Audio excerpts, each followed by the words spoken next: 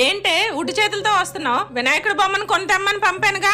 కొందామనే వెళ్ళానమ్మా, కానీ దారిలో ఒక చిన్న పిల్లడు ఆకలి అంటే పక్కన మీల్స్ ఉంటే కొని ఇచ్చేసాను. దానం చేయాలంటే 10-20 ఇవ్వాలి, అంతేగాని దేవుడికి ఇచ్చిన డబ్బులన్నీ ఇచ్చేస్తారా? 200 కదమ్మా, అడగగానే జాలనిపించి ఇచ్చాను. అదంతా కాదే, చవితి రోజు వినాయకుడిని పూజించాలి. ఇప్పుడు నేను ఎవరికి పూజ చేయాలి చెప్పు? అమ్మా, మనలో మనం చేసే పనిలో మంచితనం ఉంటే ఆ దేవుడే మనల్ని వెతుక్కుంటూ వస్తారు.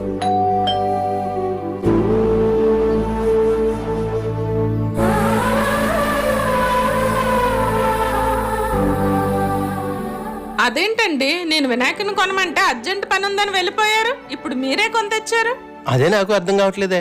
అర్జెంట్ పని మీదనే బయటికి వెళ్ళాను, కానీ దోవలో వినాయకుడి బొమ్మలు చూసినప్పటికి ఆగి కొనాలనిపించింది. దమ్మా తీసుకో.